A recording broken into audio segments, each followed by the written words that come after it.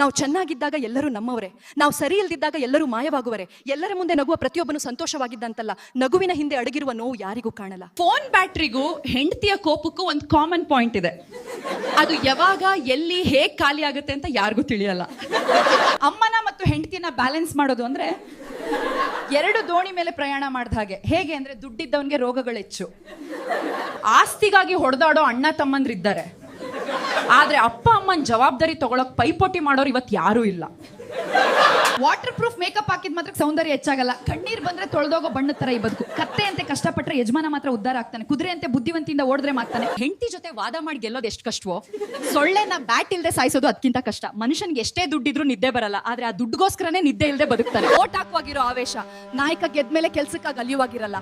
ಆಸೆ ತೋರಿಸಿ ಮೋಸ ಮಾಡೋನು ಶತ್ರುಗಿಂತ ಅಪಾಯಕಾರಿ, ಯಾಕಂದ್ರೆ ಅವ್ನು ಯಾವಾಗ ಬೆನ್ನಿಗೆ ಚೂರಿ ಆಗ್ತಾನೋ ತಿಳಿಲ್ಲ. ಪಕ್ಕದಲ್ಲೇ ಇದು ಹೊಗಳೋನ ನಂಬಾರ್ದು, ಹಿಂದೆ ನಿಂತು ಟೀಕೆ ಮಾಡೋನ ಕೇರ್ ಮಾಡಬಾರ್ದು. ಕಾಲ ಬದಲಾದ್ರೆ ಮನುಷ್ಯರು ಬದಲಾಗ್ತಾರೆ, ಆದ್ರೆ ಅವಶ್ಯಕತೆ ತೀರಿದ ಮೇಲೆ ಮನುಷ್ಯರು ಬಣ್ಣ ಬದಲಿಸ್ತಾರೆ.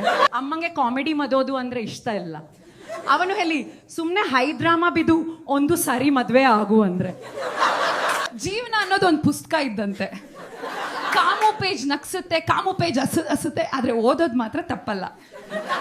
ಸಾಲ ತಗೋವಾಗ ಕೈ ಮುಗಿದು ಕೇಳ್ತಾರೆ, ಆದ್ರೆ ವಾಪಸ್ ಕೇಳುವಾಗ ನಾವೇ ಕೈ ಮುಗಿದು ಕೇಳ್ಬೇಕಾಗತ್ತೆ.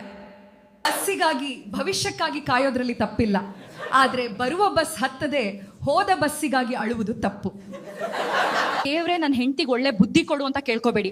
ಅವಳಿಗೆ ಬುದ್ಧಿ ಬಂದ್ರೆ ಮೊದಲು ನಿಮ್ಮನ್ನೇ ಬಿಟ್ಟೋಗ್ತಾಳೆ. ಯಾಕಂದ್ರೆ ಸಾಲ ಕೇಳುವಾಗಿರೋ ವಿನಯ ತೀರ್ಸುವಾಗಿರೋದಿಲ್ಲ. ಮನಸ್ಸಿನಲ್ಲಿರೋ ಮಾತು ಹೇಳಲು ಧೈರ್ಯ ಬೇಕು, ಕೊಟ್ಟ ಮಾತು ಉಳಿಸ್ಕೊಳ್ಳು ಪ್ರಾಮಾಣಿಕತೆ ಬೇಕು.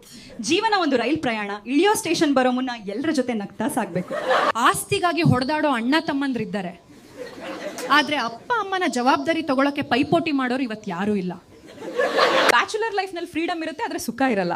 ಮ್ಯಾರಿಡ್ ಲೈಫ್ ನಲ್ಲಿ ಸುಖ ಇರುತ್ತೆ, ಆದ್ರೆ ಫ್ರೀಡಮ್ ಇರಲ್ಲ. ಸಂತೋಷ ಅನ್ನೋದು ಮಾರ್ಕೆಟ್ ನಲ್ಲಿ ಸಿಗೋ ವಸ್ತು ಅಲ್ಲ, ಅದು ನಮ್ಮ ಮನ್ಸಲ್ಲಿ ಮಾತ್ರ ಹುಟ್ಟೋ ಭಾವನೆ.